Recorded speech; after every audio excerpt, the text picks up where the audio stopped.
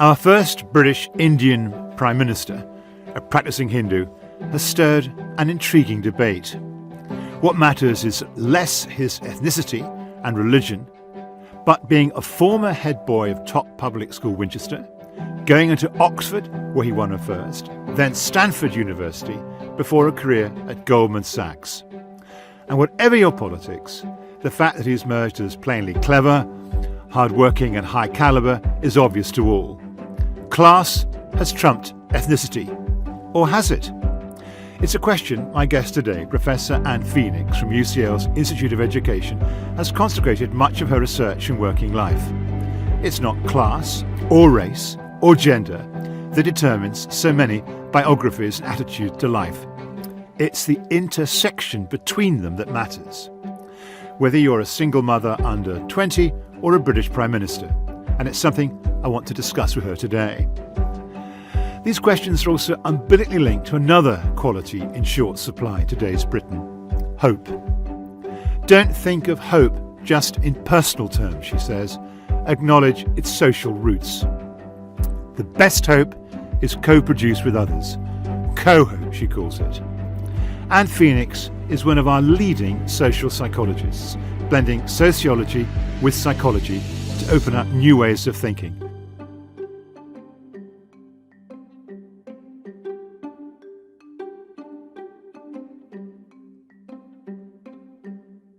Delighted you can spare the time to join us on the We Society this morning, Anne.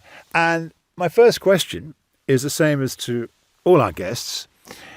When we got in touch and said, would you come on the We Society, what was your first thought when you heard the phrase We Society? I thought that was marvellous because, for a start, some people still think that really society is just a collection of individuals. And it's so important to use the word we. I think that coming from COVID, we've not finished with COVID yet, but really what we've learned from that pandemic is that we have to think more about collectivities. We have to think about ourselves as we. And if we don't, then we cannot deal with things like pandemic. We have to think we're all in it together. For politicians to really think about policies that affect us all and to behave in ways consistent with that. And then to encourage us to feel that since we are responsible for other people as well as ourselves, we should act in ways that help to keep the pandemic down as much as possible. So the We Society is just a fantastic term. Well, I'm delighted that you're such a warm endorser of the concept of the We Society, which I helped coin. But let's just go on. You've made that resounding opening statement. And then there's this question of kind of intersectionality, which I know dominates your thinking, this intersection between class, gender and race. And, you know, and I've raised the question of Rishi Sunak as kind of embodying that. I mean, it's plainly class that's driven him to where he's got to in British society, and ethnicity is secondary. Or is it? I mean, give us your take.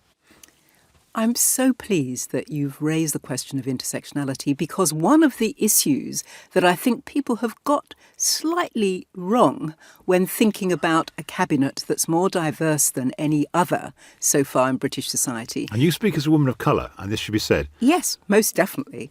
Is thinking that therefore it means that no longer does racialisation, does ethnicisation matter at all, and that we can concentrate only on individual talent, or, as you've just said, they think that, OK, class has trumped race. So really, we know that class is crucially important in British society, as it is.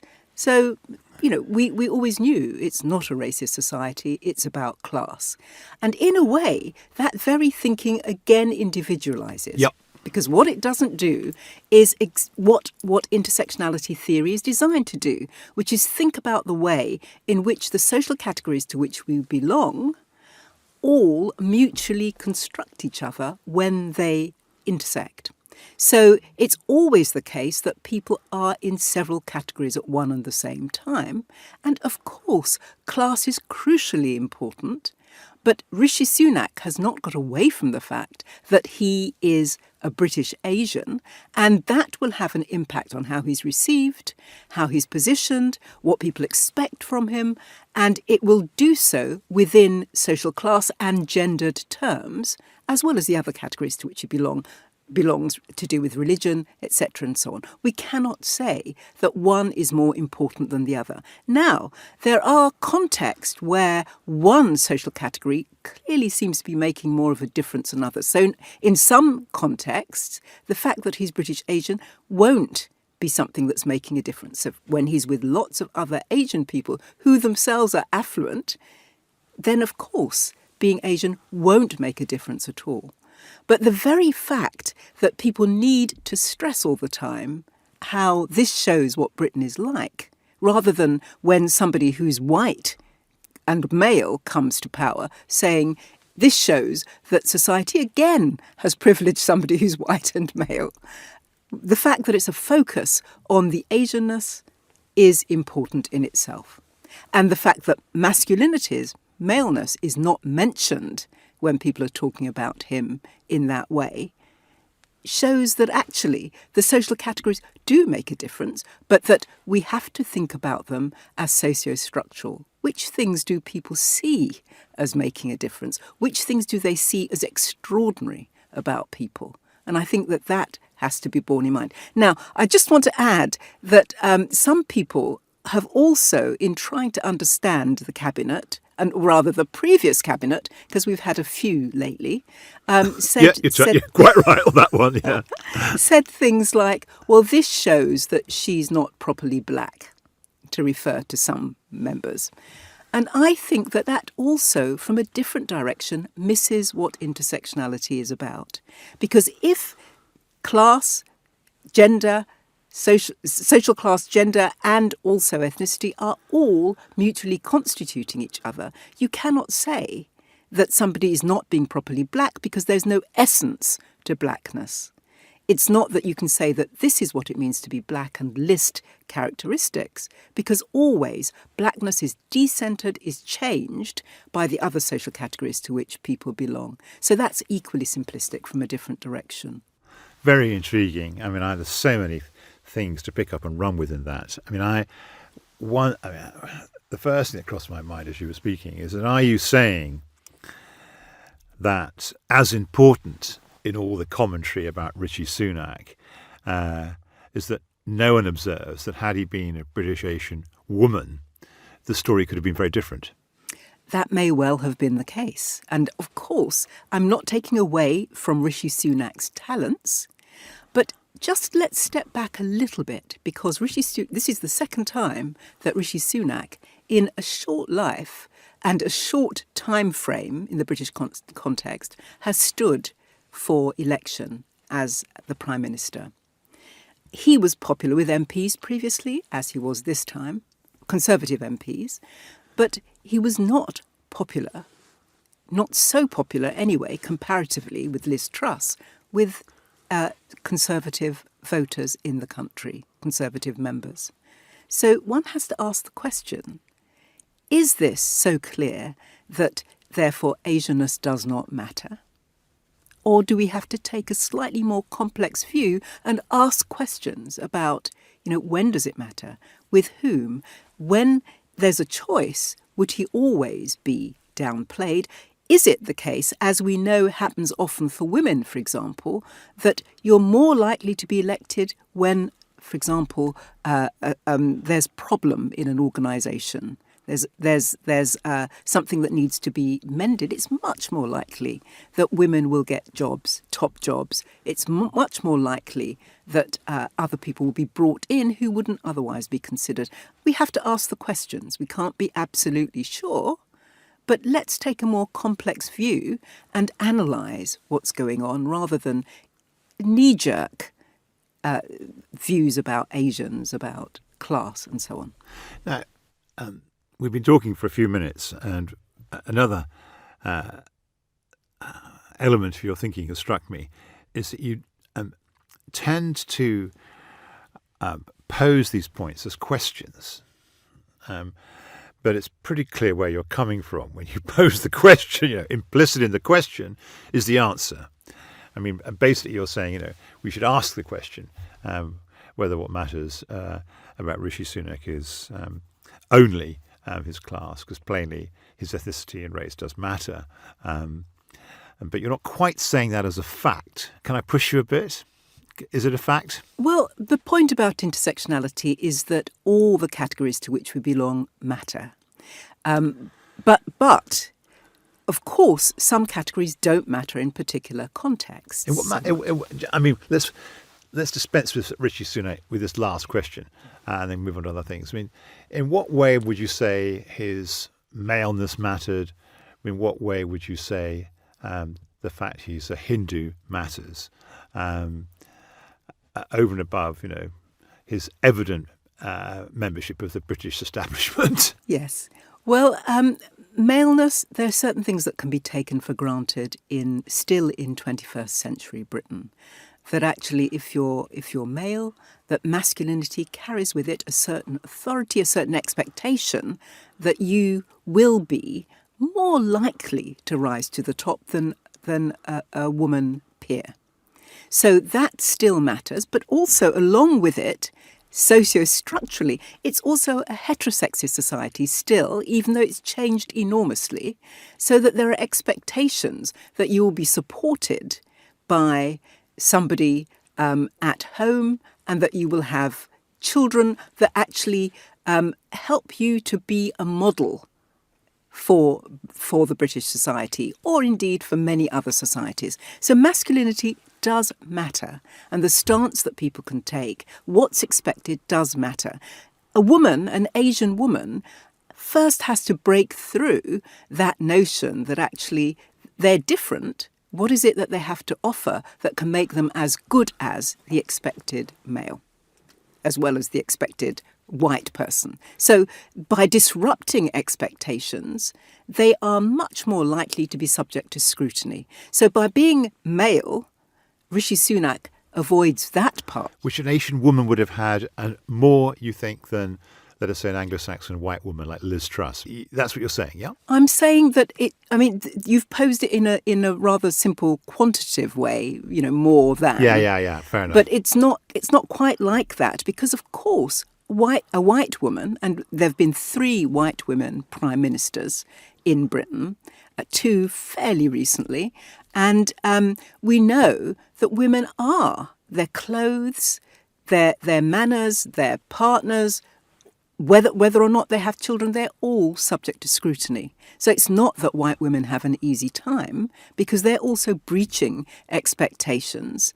They're also having to do more often to prove themselves in context. And if, like Margaret Thatcher, they prove to be strong, people then begin saying that they're like men. Rather than being typically women, typically in quotes. So I'm not saying that a white woman would have it easier necessarily, but there's both the Asianness and the woman that's disrupting the expectations about what a prime minister looks like if it were an Asian woman. Now, we've been discussing someone evidently very successful, but I mean, your work is kind of not only focused on what happens at the top of British society, it's also focused on, what happens kind of further down the ladder. One interesting piece of work is your work on single mothers under 20. And again, applying your this kind of perspective of intersectionality to that. And again, what's the conclusion we should draw from your work? Well, talking about that piece of work, which also did include the few married mothers under 20 that there are, because some are married, since you can at 16 marry. But I want to, since we've been talking about politicians, I want to give 2 examples then of politicians, women who've had children before they were 20. And I don't know if you remember Victoria Bottomley, who married another MP called Peter Bottomley. Yes, I know Victoria Bottomley. And she had a child before, in fact, I think very early on while she was a student at Essex. She and Peter both were. And because of their class position, they were able to still go on. They both managed to become politicians. They were successful. She finished her degree and so on. And indeed, we only learned about the fact that she had become a mother under 20 rather later on. Think about Angela Rayner, deputy leader of the opposition at the moment. And she was also a mother before 20. But for her, in very different circumstances, impoverished. So that her route to Parliament and to a stellar career so far has been much more tortuous, much more difficult, and something that is raised both by the media and that indeed she's open about as part of her background, which for Virginia Bottomley was not at issue. We didn't learn that until she chose to reveal it much later in debates. So just those different intersecting things to do with class as well as gender, as well as having a child under 20, makes a difference.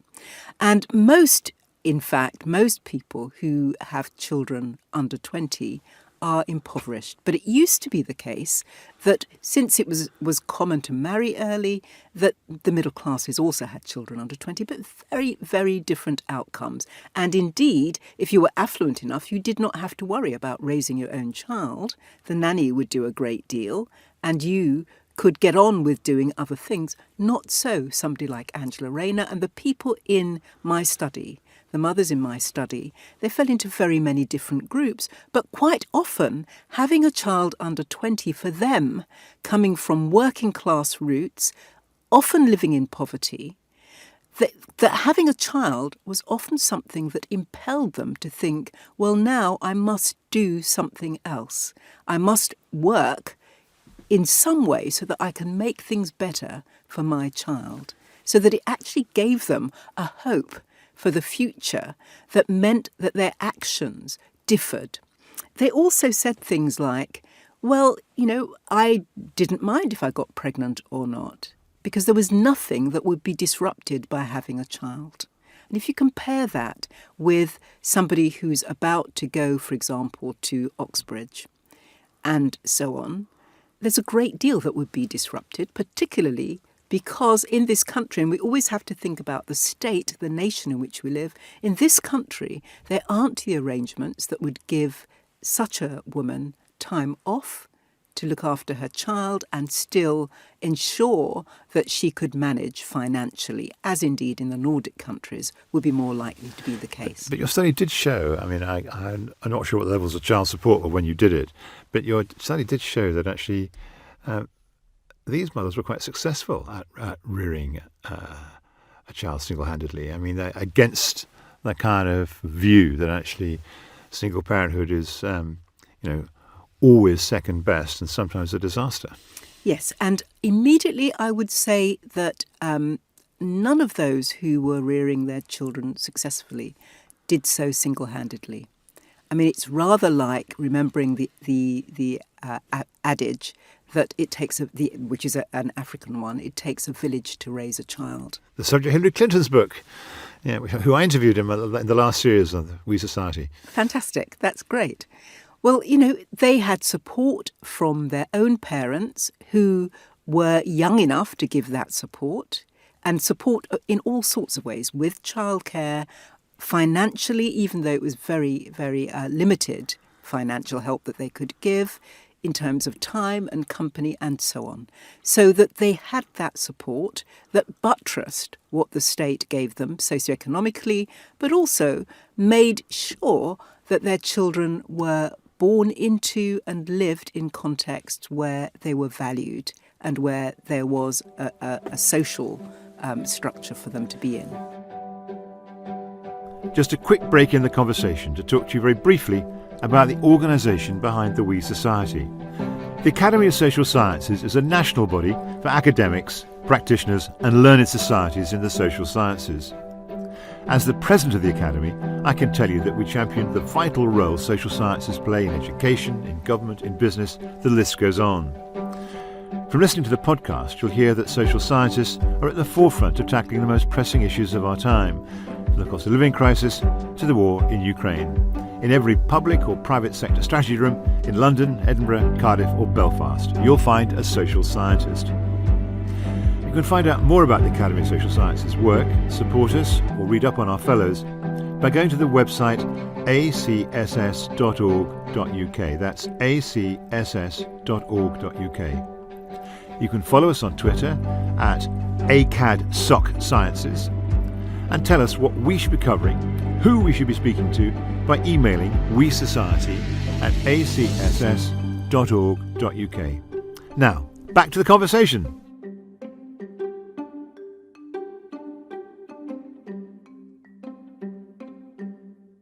Where does this all kind of land? Because, we discussed intersectionality, we're now discussing single parenthood.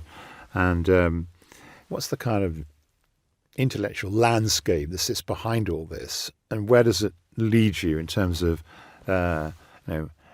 if we made you kind of leader of the country for a day, what you would do? If you made me leader of the country for a day, it wouldn't be enough. By the time people had finished interviewing me, it would be over. But anyway, that's just a joke. They would be so astonished.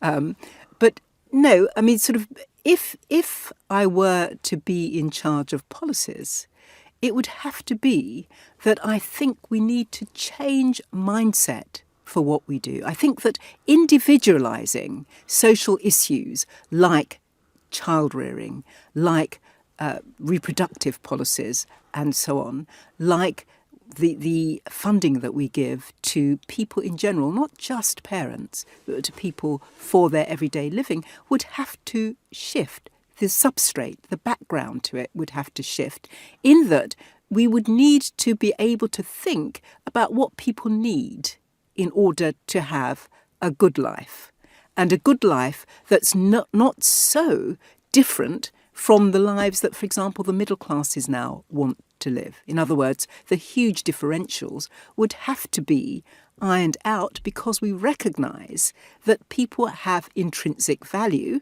and that if we want the best for society, we know from so much research that we need much more egalitarian societies, that we need the differentials not to be so great, and also that we need to think about the fact that we are forever individualising childcare, privatising it into families, expecting people to do the best for their children, and then we depend on those children.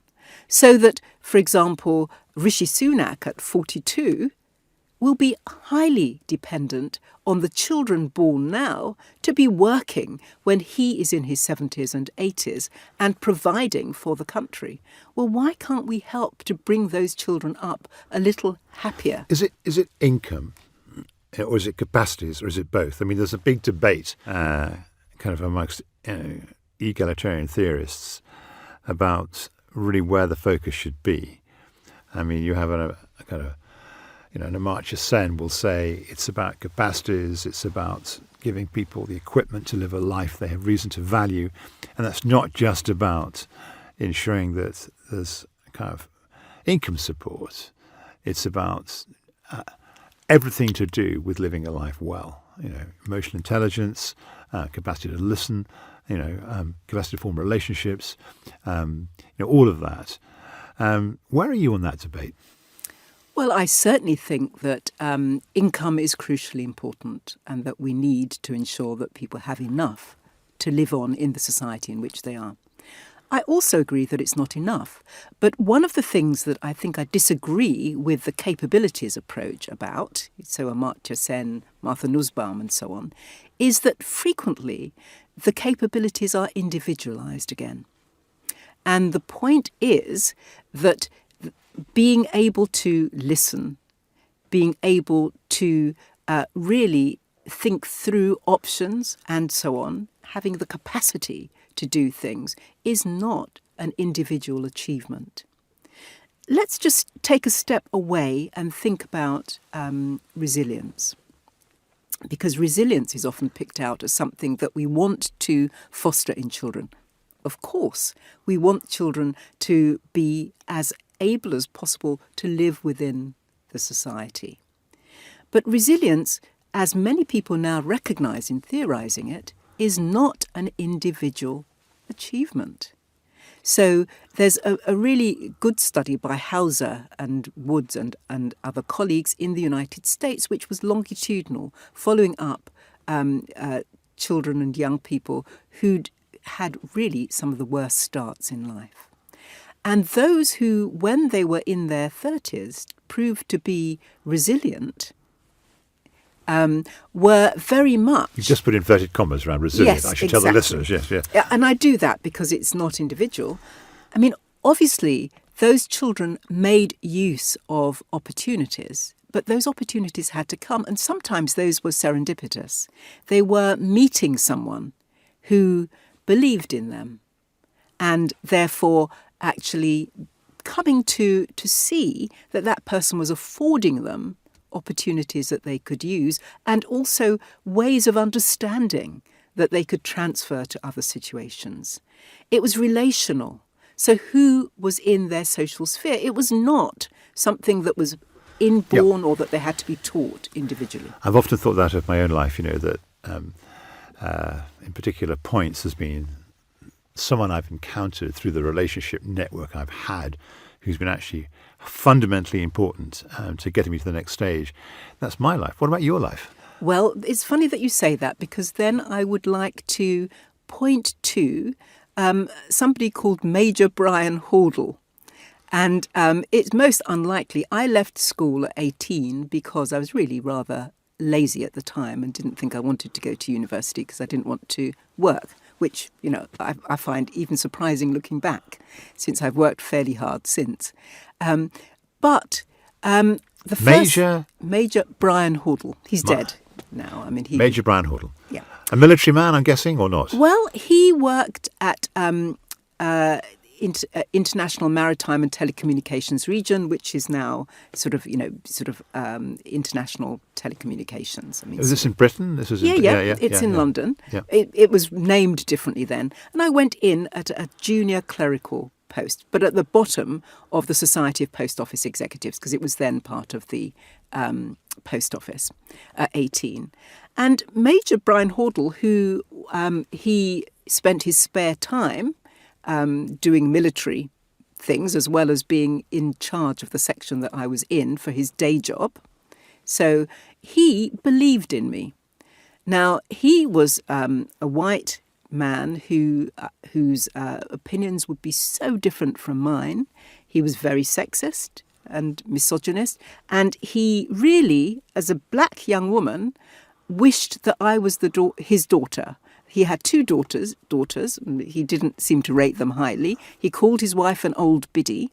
But what he did was say, this place isn't good enough for you. You must go to university. And what I will do is organise so that you can have this as a holiday job. So I'll organise special leave C for you. And you can come back every holiday, do the job, and we'll keep your job open so you've got somewhere to come back to, and I hope you'll come back to it. So I went to university on that basis when I hadn't intended to, but was very bored at this job. Really. Yeah. Low-level clerical jobs. I had a few in my career. They're not. Yeah. I mean, you spend most of your time thinking, I've got to stop doing this. That's actually quite important. I mean, it helps give you real ambition. I've got to get out of this. Yeah. So off to university. Yes, but... Off to university. What did you study at university? In which university? At St Andrews. And really, I applied for different things at different universities. So if I'd gone to one, I would have done economics. If I'd gone... And so on. Anyway, I went to St Andrews, and one of the things that was lovely about that is it's much more like a liberal arts because it's a Scottish system. I did, 3 subjects in the first year, and I did psychology. I did philosophy, economics, and for the third option, I thought, still being relatively lazy, I would do psychology, since it would be. People had told me it would be an easy subject, an easy third. I loved it and flourished in it. And so ended up doing that as my degree. And that's over been your 4 career, years. really. That's been the origins of your career. Yes. That's how you've... And I met such wonderful, peers as well as young lecturers and so on who were just wonderful. Again, proving that this thing is not an individual achievement, but it's where you are at the time, who you meet. And some of it is serendipity, but some of it is the most unlikely. And it's extraordinary. people. I know. I had a teacher who convinced me at the age of 17 I was going to be a good economist. I don't know whether that's true, but anyway, he did. And then 10 years later, a man who said, a professor at INSEAD Business School, who said I should be a journalist. And those two men, that's my life in a sense. I mean, if I hadn't met them, it wouldn't have happened. And you're saying the same. So much, but yet we're individualizing it, or not. No, we're not, because part of the point of that is that it's not an individual attribute, it's the whole constellation of things that people bring together, and that people are themselves not essentialized to one characteristic. If you'd met Brian Hordle, you would not have thought that he would be the sort of person that would encourage a young black girl to, young woman, as I was then at 18, to do anything in British society. But he was. So it's that, but it's psychosocial. It's always structural within a context, but it's also always psychic and the individual relationality as well. Psychosocial. Yes. Go on, let's have a 3 sentences on that. Okay. So our listeners can really get it. Well, psychosocial is really about the fact that one cannot understand the world, the social world, without always having in mind the psychological and the social, and not seeing them as separate, but really always inextricably linked. So, many people have within psychology have thought about, is it the individual or society? And indeed, some of our conversation already has been a bit like that. Is it the individual? Is it society? What does that mean? You're always pulling, in fairness to you, always put it back to the connections. Exactly. And in sociology, the structure-agency dichotomy that many people feel is not good enough. It doesn't help us enough. So therefore, the psychosocial, it's a heuristic, partly always reminding us that we have to bring these things back together. And people do it in different ways. But it's... So intersectionality leads to the psychosocial. For me. For you, but Yeah. I mean, leads to something else, which I was kind of picked up in your thinking, which is this notion of hope. It's when I first encountered you, when you were talking about hope. And you made the point, and I think, by the way, I think it's kind of we need to hope more. And it's a moment not to hope. There's so many things that kind of people are deferring having kids, not having kids because they just think, the world is going down. Climate change, tensions, you don't have to bring a child into this world, lots of that around. And people can, consumer confidence, business confidence, what's happening to Putin and Ukraine. So many reasons not to hope. But you say hoping is not an individual act.